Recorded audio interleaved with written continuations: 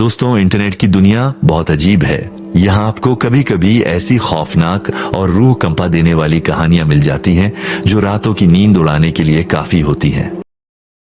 आज मैं आपको एक ऐसी ही खौफनाक और सच्ची लगने वाली कहानी एक्सप्लेन करने वाला हूँ जो मुझे रेडिट के एक बहुत ही डार्क और गहरे फोरम पर मिली थी। ये कहानी एक ऐसे आदमी की है जिसने अपनी जीवन भर की जमा पूंजी लगाकर 100 साल से भी ज्यादा पुराना एक विंटेज घर खरीदा था। आप तो जानते ही हैं कि जब लोग इतना पुराना और बड़ा घर खरीदते हैं तो उनके अंदर एक अजीब सा घमंड आ जाता है। वे उन लंबी, खाली और ठंडी दालानों में चलते हैं, पुरानी असली लकड़ी के फर्श को निहारते हैं और खुद को यह समझाते हैं कि फर्श से आने वाली चरमराती आवाजें, ऊंची छतें और हवा से हिलती पुरानी खिड़कियां इस जगह को एक अलग पहचान देती हैं। लोग खुद से कहते हैं कि इस घर की एक मजबूत बुनियाद है, इसका अपना एक इतिहास है और इसकी एक अपनी आत्मा है। लेकिन कोई भी कभी एक पल के लिए रुककर यह नहीं सोचता कि वह आत्मा अपने अंदर कैसी खौफनाक, खून से सनी और भयानक यादें समेटे हुए हो सकती है। उस आदमी ने भी यह नहीं सोचा था। वह अपनी 4 साल की छोटी सी मासूम बेटी के साथ एक नई शुरुआत करने की उम्मीद में उस घर में शिफ्ट हो गया। शुरुआती कुछ महीनों तक सब कुछ बिल्कुल जादुई और परफेक्ट था। वह घर बहुत शांत, सुकून भरा और सिर्फ उनका अपना था।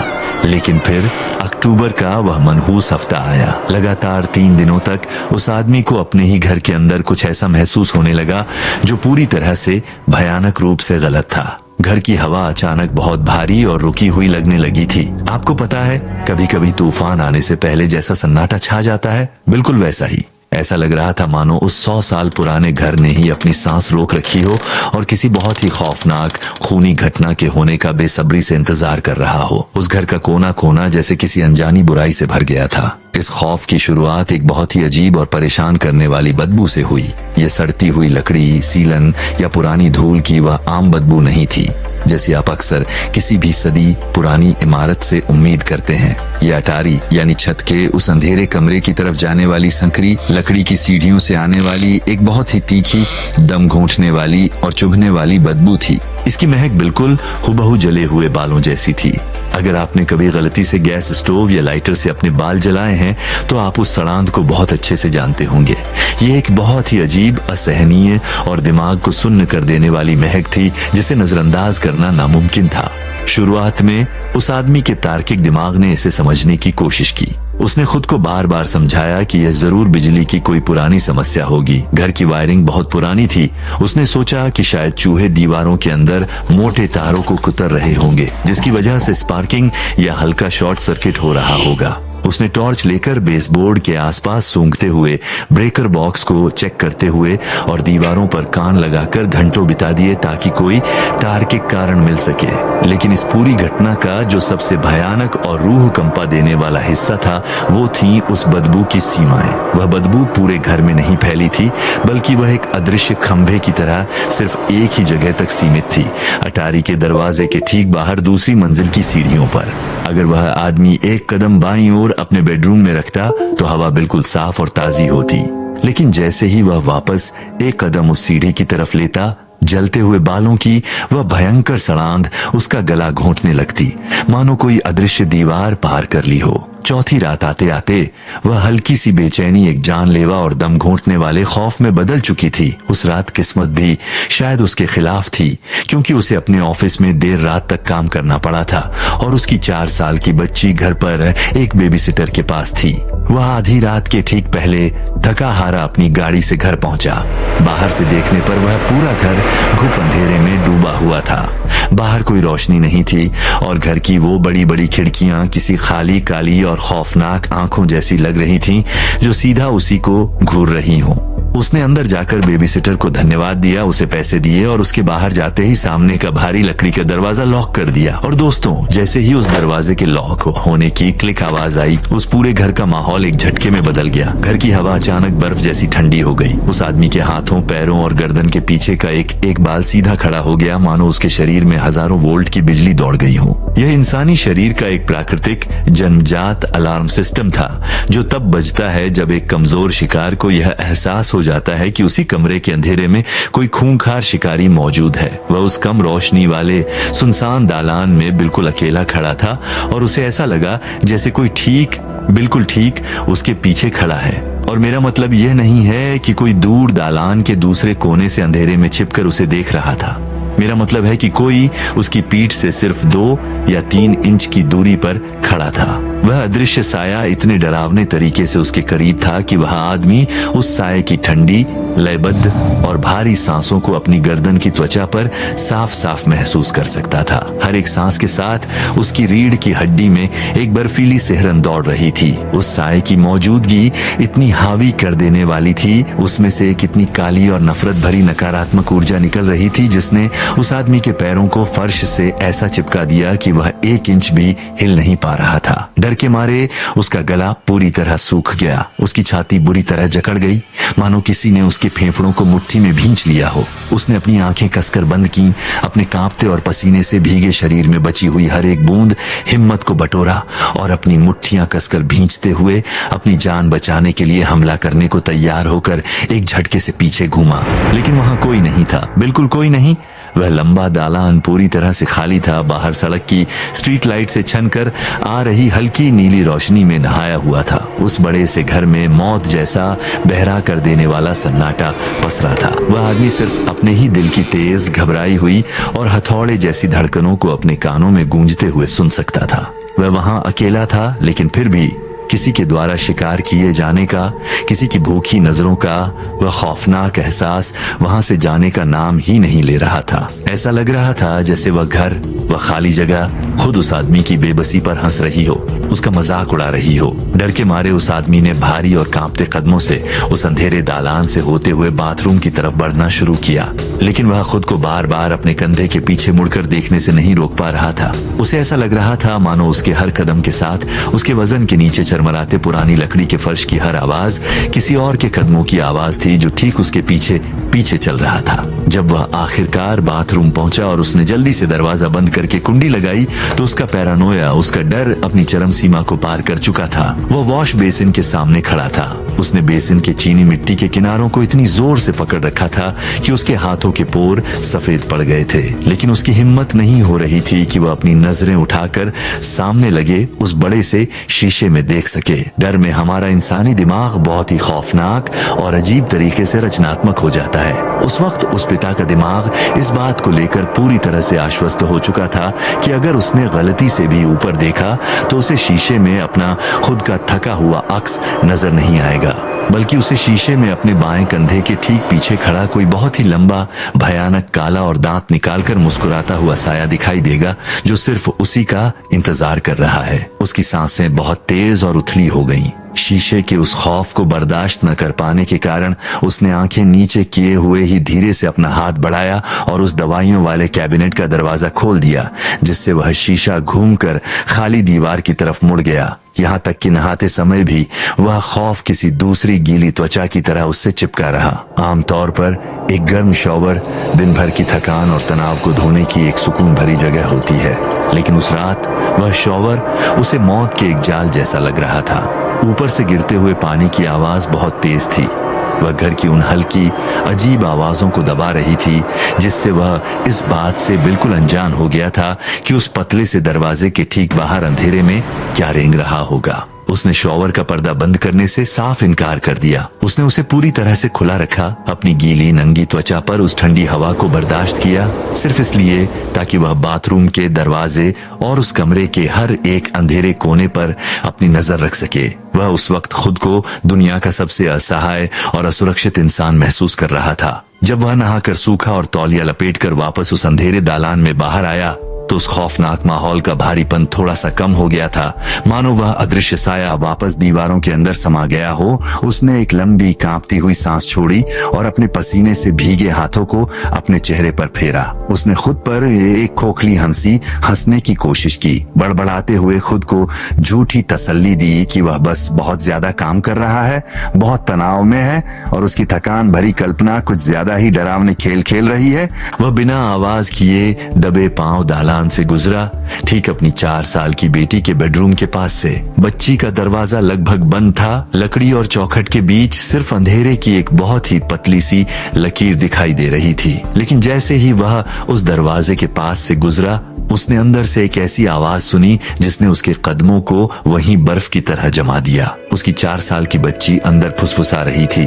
बच्चों के लिए नींद में बात करना कोई अजीब बात नहीं है, लेकिन उसकी आवाज का जो लहजा था वह पूरी तरह से गलत और डरावना था। ये किसी कार्टून या अपनी किसी दोस्त के बारे में सपने देख रहे किसी मासूम बच्चे की कोमल बड़बड़ाहट बिल्कुल नहीं थी।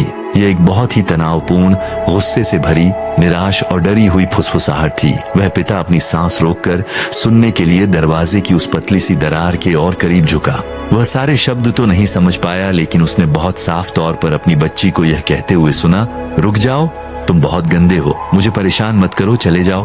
किसी भी पिता के लिए रात के अंधेरे में अपनी बच्ची के मुंह से ये शब्द सुनना रूह कंपा देने वाला होता है। उसके पेट में डर के मारे एक ठंडी सी गांठ पड़ गई, लेकिन फिर उसने सोचा कि बच्चे सपनों की दुनिया में घूमते हुए बहुत अजीबोगरीब बातें कहते हैं, इसलिए उसने अपने दिमाग के इस डर को नजरअंदाज करने की कोशिश की। उसने दरवाजे से पीछे की तरफ एक कदम लिया, यह सोचकर कि अब उसे अपने बिस्तर पर जाना चाहिए और इस भयानक, पागल कर देने वाली रात को खत्म करना चाहिए। और दोस्तों, ठीक उसी पल उस घर का वह सन्नाटा हमेशा हमेशा के लिए टूट गया। क्रैश! एक बहुत ही जोरदार, भयानक और कान फाड़ देने वाली आवाज उसकी बच्ची के कमरे के ठीक अंदर से आई। वह आवाज उस शांत दालान में किसी बम के फटने या बंदूक की गोली चलने की तरह गूंज उठी। वह कोई छोटी मोटी आवाज नहीं थी। वह आवाज सुनकर ऐसा लगा जैसे किसी ने बहुत भारी लकड़ी की अलमारी या पलंग को उठाया हो और पूरी ताकत से सूखी दीवार पर दे मारा हो। उस पिता का दिल सचमुच धड़कना भूल गया। उसके दिमाग का हर वह हिस्सा जो चीजों को तर्क से समझ रहा था, वह तुरंत मर गया और उसकी जगह एक पिता की अंधी, बेतहाशा और पागल कर देने वाली घबराहट ने ले ली। उसने बिना कुछ सोचे अपना पूरा वजन उस दरवाजे पर डाल दिया और अपने कांपते, सुन्न हाथों से उसे जितनी जल्दी हो सके धक्का देकर खोल दिया। वह अपनी छोटी सी बच्ची को अंदर मौजूद किसी भी भयानक चीज से बचाने के लिए अपनी जान देने को तैयार था। कमरे के अंदर का नजारा अजीब था। वह कमरा हल्के और पारदर्शी पर्दों से छनकर आ रही चांदनी की धीमी, डरावनी और पीली रोशनी में नहाया हुआ था। उस पिता को पूरी उम्मीद थी कि वह अंदर किसी नकाबपोश घुसपैठिए को देखेगा या कोई टूटी हुई खिड़की देखेगा या शायद किताबों की कोई भारी अलमारी गिरी हुई देखेगा, लेकिन वहां कोई नहीं था। वह कमरा पूरी तरह से खाली था। उसकी नजरें पागलों की तरह सबसे पहले बच्ची के बिस्तर की तरफ घूमी। उसकी बेटी अपनी पीठ के बल बिल्कुल शांत लेटी हुई थी। उसकी छाती एक स्थिर और शांतिपूर्ण लय में ऊपर नीचे हो रही थी। वह पूरी तरह से गहरी नींद में सो रही थी। वह उस बहरे कर देने वाले, दीवारें हिला देने वाले शोर से बिल्कुल बेखबर थी जिसने अभी अभी उस कमरे के फर्श को हिलाकर रख दिया था। लेकिन वह कमरा खुद एक बिल्कुल अलग, खौफनाक और चीख चीख कर एक डरावनी कहानी बयां कर रहा था। उस बच्ची के पास स्टफ्ड एनिमल्स, बड़े बड़े भालू, खरगोश, कार्टून कैरेक्टर का एक बहुत बड़ा कलेक्शन था, जिन्हें वह हर रात अपने साथ बिस्तर पर सुलाने की जिद करती थी। वे सारे खिलौने हमेशा उसके बिस्तर पर एक ढेर की तरह लगे रहते थे, जो एक नरम सुरक्षा कवच की तरह उस बच्ची को घेरे रहते थे। लेकिन अब वह सुरक्षा कवच पूरी तरह टूट चुका था। हर एक खिलौना, हर एक टेडी बियर फर्श पर बहुत ही हिंसक और बेरहम तरीके से बिखरा हुआ था, और यह किसी बच्चे के करवट बदलने और उन्हें गलती से गद्दे से नीचे गिराने का नतीजा बिल्कुल नहीं था। कुछ बहुत भारी खिलौने कमरे के बिल्कुल दूसरे छोर पर पड़े थे, जो खिड़की के नीचे बेसबोर्ड से बुरी तरह कुचले हुए थे, मानो उन्हें पूरी ताकत से वहां फेंका गया हो। एक बड़ा सा टेडी बियर तो छत के कोने में बुरी तरह फंसा हुआ था और फिर वह खिसक कर उसके ड्रेसर पर गिरा।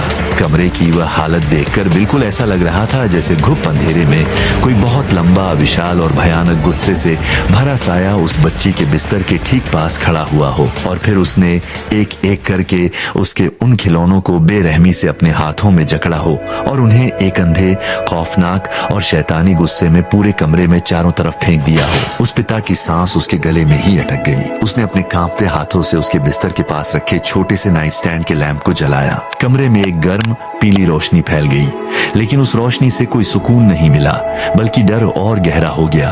वह आदमी घुटनों के बल फर्श पर गिरा और उसने कांपते हुए बिस्तर के नीचे झांक कर देखा। वहां सिर्फ अंधेरा था, कुछ नहीं। उसने अलमारी के अंदर जांच की, उसकी छोटी छोटी फ्रॉक और ड्रेसेस को पागलों की तरह किनारे खिसकाया। वह भी खाली थी। उसने खिड़की चेक की, उसकी लोहे की कुंडी अभी भी अंदर से मजबूती से बंद थी। पूरे कमरे में कोई भी टूटा हुआ फर्नीचर नहीं था, कोई गिरी हुई भारी तस्वीर या पेंटिंग नहीं थी। कुछ पल पहले उसने जो गरजता हुआ भयानक क्रैश सुना था, उसका दूर दूर तक कोई भी तार्किक या वैज्ञानिक स्पष्टीकरण नहीं था। वह पिता उस कमरे के बीचों बीच खड़ा था, अपनी बच्ची के उन बेरहमी से फेंके गए खिलौनों के बीच गिरा हुआ, और बेबसी, लाचारी और खौफ का एक गर्म आंसू उसकी आंख से निकलकर उसके गाल से नीचे लुढ़क गया। आखिरकार यह जानकर कि वह सारी रात वहां मूर्ति बनकर खड़ा नहीं रह सकता, उसने बहुत ही सावधानी से कांपते हाथों से एक एक खिलौना उठाया। उसने उन्हें धीरे से उसके बिस्तर के पास फर्श पर रखा, अपनी बच्ची का माथा चूमा और खुद को अपने बेडरूम में जाने के लिए मजबूर किया। आपको क्या लगता है वह सोया होगा? बिल्कुल नहीं। वह उस रात एक सेकंड के लिए भी अपनी आंखें बंद नहीं कर पाया। वह बस अपने बिस्तर पर बैठा, अपने बेडरूम के बंद दरवाजे को बिना पलक झपकाए घूरता रहा, ये सोचकर कि वह दरवाजा कब खुलेगा और बाहर से वह साया कब अंदर आएगा। अगली सुबह जब सूरज निकला तो घर की उन बड़ी खिड़कियों से एक सुनहरी और चमकदार रोशनी पूरे घर में फैल गई। दिन के उजाले में, सूरज की उस तेज रोशनी में आधी रात के वो खौफनाक साए हमेशा बेवकूफी भरे और कोरी कल्पना जैसे लगने लगते हैं। वह घर अब गर्म और सुरक्षित महसूस हो रहा था। बाहर पेड़ों पर चिड़ियां चहचहा रही थीं। वह पिता किचन में खड़ा गैस स्टोव पर अपनी बेटी के लिए पैनकेक पलट रहा था। वह बेतहाशा कोशिश कर रहा था कि वह खुद को एक सामान्य, शांत और खुशहाल रविवार की सुबह के उस सुकून भरे भ्रम में लपेट ले। वह भूल जाना चाहता था कि रात को क्या हुआ था। तभी उसकी छोटी सी बेटी अपनी बड़ी बड़ी आंखों से नींद मलते हुए किचन में आई और डाइनिंग टेबल पर रखी अपनी छोटी सी कुर्सी पर चढ़ गई। पिता ने उसके सामने गर्म पैनकेक की एक प्लेट और सिरप रखा और अपने चेहरे पर अपनी सबसे अच्छी, सबसे झूठी और कैजुअल मुस्कान लाने की कोशिश की। उसने अपनी आवाज को बिल्कुल सामान्य रखते हुए पूछा, गुड मॉर्निंग मेरी स्वीटी, क्या तुम रात को ठीक से सोई? बच्ची ने पैनकेक का एक बाइट लिया, उसे धीरे धीरे चबाया, बिल्कुल शांत रही और अपना सिर हिलाते हुए बोली, नहीं। पिता के चेहरे की वह बनावटी मुस्कान तुरंत फीकी पड़ गई। उसके हाथों में अचानक से कंपन होने लगा और उसने खुद को संभालने के लिए किचन काउंटर के किनारे को कसकर पकड़ लिया। उसने पूछा, क्यों नहीं बेटा, क्या तुमने रात को कोई बहुत बुरा सपना देखा था? बच्ची ने ऊपर अपने पिता की तरफ देखा। उसकी उन चमकदार मासूम आंखों में एक ऐसी खौफनाक और भयानक गंभीरता थी जिसने उस पिता के शरीर के सारे खून को बर्फ में बदल दिया। वह बच्ची किसी अजीब सपने को याद करने वाले मासूम बच्चे जैसी बिल्कुल नहीं लग रही थी। वह एक ऐसे चश्मदीद गवाह जैसी लग रही थी जो पुलिस को किसी भयानक खूनी सदमे के बारे में बता रहा हो। उसने अपनी आवाज को बिल्कुल स्थिर और भावहीन रखते हुए कहा, वहाँ एक आदमी था। पिता ने अपना सूखा हुआ थूक घूंटा, अपनी आवाज को हल्का और मजाक वाला रखने की नाकाम कोशिश करते हुए बोला, एक आदमी? अरे वाह, वह आदमी कैसा दिखता था हनी? वह बहुत लंबा था। बच्ची ने अपने पैनकेक को लगातार घूरते हुए जवाब दिया और उसके हाथ नहीं थे। पिता वहीं का वहीं सुन्न रह गया, जैसे किसी ने उसे पत्थर का बना दिया हो। उसके कांपते हाथ से स्टील का स्पैचुला फिसलकर जोर से स्टोव पर गिर गया, जिसकी तेज आवाज से भी बच्ची नहीं चौंकी। पिता ने हकलाते हुए पूछा, एक बिना हाथों वाला आदमी? बच्ची ने बिना किसी हैरानी के बहुत ही शांत स्वर में सिर हिलाया। हाँ डैडी, वह मेरे बिस्तर के ठीक बगल में खड़ा था और उसके चेहरे पर सॉस लगा हुआ था। पिता की रीढ़ की हड्डी में किसी बर्फीले तूफान से भी ज्यादा ठंडी सिहरन दौड़ गई। सॉस? उसने अपनी कांपती हुई आवाज में फुसफुसाया। हाँ, बच्ची ने पूरी मासूमियत से कहा, लाल सॉस, बिल्कुल स्पेगेटी सॉस की तरह। वह सॉस उसके पूरे मुंह पर और उसकी गर्दन पर लगा हुआ था और वह टपक टपक कर मेरे फर्श पर गिर रहा था। वह बहुत गंदा आदमी था। पिता का पेट बुरी तरह से मचलने लगा, उसे उल्टी महसूस होने लगी।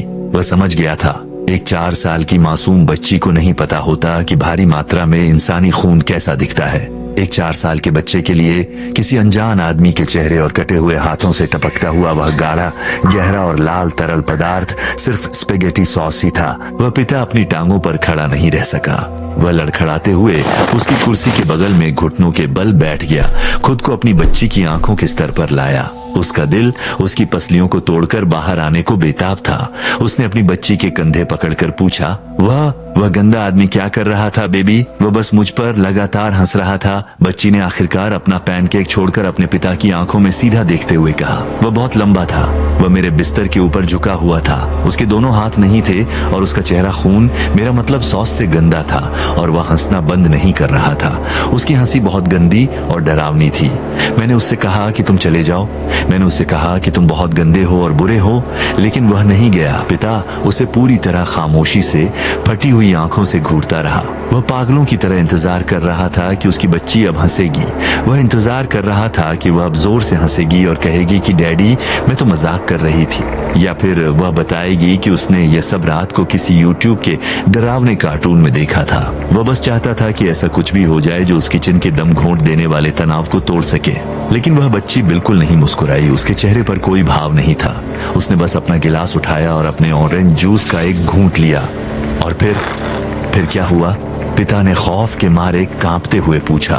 बच्ची के चेहरे पर एक अजीब सी सोच उभर आई, मानो वह कोई बहुत मुश्किल गणित की पहेली सुलझाने की कोशिश कर रही हो। फिर मुझे और गुस्सा आया। मैंने उस गंदे आदमी पर दोबारा जोर से चिल्लाया और फिर दीवार में से एक हाथ बाहर आया। पिता को ऐसा लगा जैसे किसी ने पूरे कमरे को बुरी तरह से हिला दिया हो। उसे ऐसा लगा जैसे उसके पैरों के नीचे से कंक्रीट का फर्श खिसककर किसी गहरी खाई में गिर गया हो। एक हाथ? लेकिन बेबी, तुमने तो अभी कहा था कि उस आदमी के हाथ नहीं थे। हाँ, उसके हाथ नहीं थे डैडी, बच्ची ने अपने पिता को सुधारते हुए कहा, और उसके लहजे में थोड़ी सी झुंझलाहट थी कि उसके पिता इतनी आसान सी बात क्यों नहीं समझ पा रहे थे। मैंने कहा ना, वह हाथ उस आदमी का नहीं था। वह हाथ तो उस आदमी के सिर के पीछे वाली पक्की दीवार को चीरकर बाहर निकला था। वह हाथ बहुत ज्यादा बड़ा था और उसकी उंगलियां बहुत लंबी, पतली और नुकीली थीं।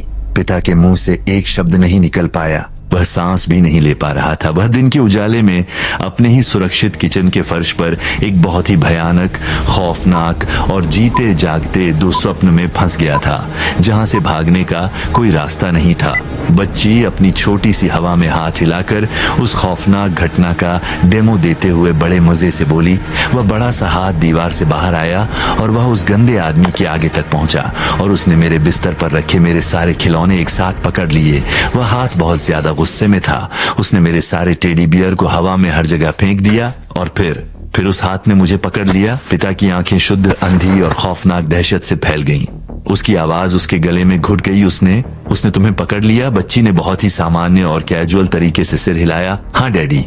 उसने अपना वो बहुत बड़ा सा हाथ मेरे पेट के चारों ओर कसकर लपेटा और मुझे बिस्तर से ऊपर खींचा और फिर मुझे पूरी ताकत से ऊपर छत की तरफ फेंक दिया। जब मैं छत से टकराई तो मुझे बहुत जोर से दर्द हुआ, लेकिन फिर मैं वापस नीचे अपने बिस्तर पर गिर गई और जब मैंने देखा तो वह गंदा आदमी गायब हो गया था और वह बड़ा सा हाथ भी वापस दीवार के अंदर चला गया था। इसलिए मैंने आंखें बंद की और मैं वापस सो गई। उस बच्ची ने बहुत ही आराम से अपने पैनकेक का एक और छोटा सा टुकड़ा काटा, उसे अपने मुंह में डाला और खुशी खुशी चबाने लगी। वह उस ब्रह्मांडीय, दानवी और भयानक खौफ से पूरी तरह बेखबर थी जिसे उसने अभी अभी बहुत ही कैजुअल तरीके से अपने पिता को सुनाया था। उस मासूम सी बच्ची के लिए यह सिर्फ एक गंदे आदमी और एक जादुई तैरते हुए हाथ वाला एक अजीब और थोड़ा सा डरावना सपना था, लेकिन वह पिता उस किचन के ठंडे फर्श पर घुटनों के बल ही बैठा रहा। खिड़की से आ रही सूरज की वह गर्म रोशनी अचानक उसे बहुत ठंडी, बेजान और नकली लगने लगी थी। उसका दिमाग सुन्न हो चुका था। वह अटारी की सीढ़ियों से आने वाली जले हुए बालों की उस भयंकर और सड़ांध मारती बदबू के बारे में सोचना बंद नहीं कर पा रहा था। वह उस गुप्त अंधेरे दालान में किसी के उसके ठीक पीछे खड़े होने और उसकी गर्दन पर अपनी ठंडी सांसें छोड़ने के उस मौत जैसे एहसास को नहीं भूल पा रहा था। और सबसे बड़ी बात, वह उस हिंसक, बहरे कर देने वाले और दीवारें हिला देने वाले क्रैश की आवाज को नहीं भूल पा रहा था जिसने रात के अंधेरे में उसके घर को हिला दिया था। अब उसे समझ आ गया था, वह क्रैश किसी गिरते हुए खिलौने या भारी अलमारी के कारण नहीं हुआ था। वह क्रैश उसकी अपनी 4 साल की बच्ची के उस भयानक और शैतानी हाथ द्वारा हिंसक रूप से छत पर फेंके जाने का था, जो उनके घर की उन्हीं दीवारों के अंदर सदियों से छिपी हुई थी। वह पिता कांपते हुए पैरों से धीरे से खड़ा हुआ। उसने मुड़कर अपने किचन के चारों ओर देखा। उसने उस विंटेज वॉलपेपर को, उन मोटे और खूबसूरत बेसबोर्ड को और उन ऊंची ऊंची छतों को देखा जिन पर उसे कुछ दिन पहले तक बहुत घमंड था। प्रॉपर्टी के पेपर्स पर साइन करने और इस खूबसूरत 100 साल पुराने घर में आने के बाद पहली बार उस आदमी को एक बहुत ही खौफनाक और कड़वी सच्चाई का एहसास हुआ। उसे एहसास हुआ कि उन्होंने सिर्फ इस घर में कदम रखा था, इसे अपना माना था, लेकिन जो कोई शैतानी साया पहले से यहाँ रह रहा था वह कभी यहाँ से गया ही नहीं था। ये घर उनका था ही नहीं।